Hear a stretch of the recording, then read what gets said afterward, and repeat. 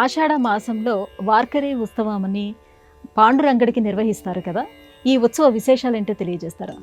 విఠల విఠల పాండురంగ విఠల విఠల అని చెప్పి ఈరోజు కూడా భక్త శిఖామణులందరూ ఆ స్వామివారి పేరును తలుచుకొని పరవశిస్తూ ఉంటారు. ఆ స్వామివారికి ఈ ఆషాఢ మాసంలో చేసేటువంటి యాత్ర వార్కరీ యాత్ర, పండరీపురానికి చేసేటువంటి యాత్ర. వార్కరీ అనేటువంటిది మరాఠీ పదం. వార్ అంటే అక్కడ, వారి అంటే యాత్ర, కరి అంటే చేయునది. అంటే యాత్ర చేసేటువంటి విధానం ఏదైతే ఉన్నదో దాన్ని వార్కరీ యాత్ర అంటారు.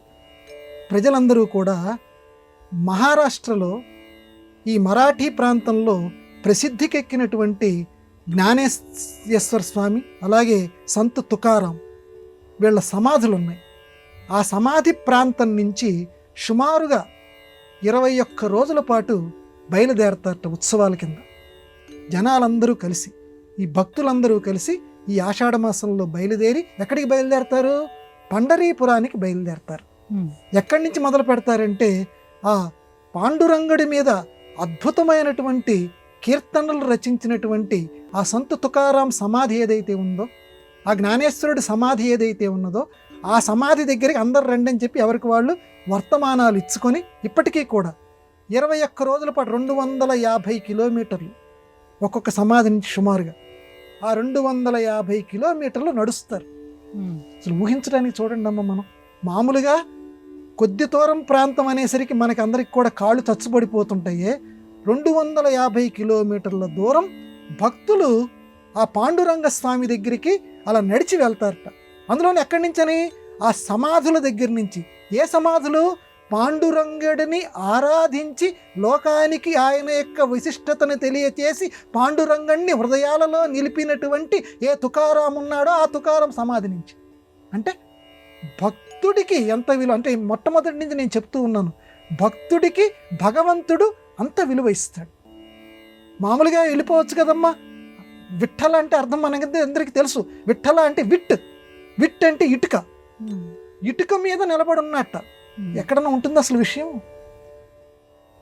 పుండరీకుడు అనేటువంటి భక్తుడి కోసం, ఆ భక్తుడి రాక కోసం ఎదురు చూస్తూ, అలాగే పుండరీకుడి యొక్క కోరిక మేరకు ఇటుక మీద నిలబడ్డట.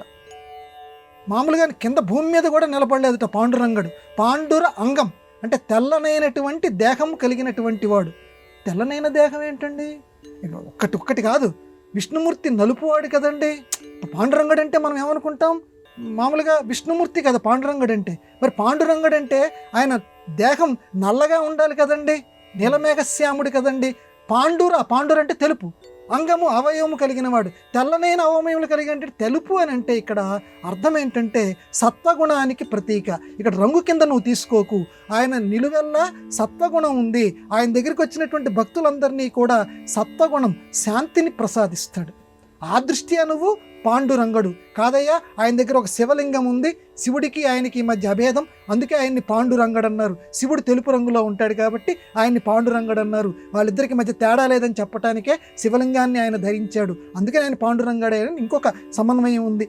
మొత్తానికి ఆ పాండురంగడి కోసం చేసేటువంటి భక్తజనాలు చేసేటువంటి యాత్ర వార్కరీ యాత్ర, వార్కరీ యాత్ర. ఇది ఈ ఆషాఢ మాసం యొక్క ప్రత్యేకత. భక్తులు ఈనాటికి కూడా జరుపుతూనే ఉంటారు. ఈ ఆషాఢ మాసంలో ఆ మరాఠా దేశంలో ఇప్పటికీ ఒక గొప్ప వేడుక నడుస్తూ ఆ అభంగాలు, ఆ భక్త తుకారాంకి సంబంధించినటువంటి కీర్తనలు ఇవన్నీ పాడుకుంటూ నడుస్తుంటారు. మధ్య మధ్యలో మజిలీలు చేసుకుంటూ అనేక మంది భక్తులు ఎక్కడ ఏ వాహనాన్ని కూడా ఆశ్రయించరు. 250 కిలోమీటర్లు సుమారుగా ఆ నడక సాగుతుంది. అందుకే అంత గొప్పది ఈ ఆషాఢ మాసంలోని వార్కరీ యాత్ర.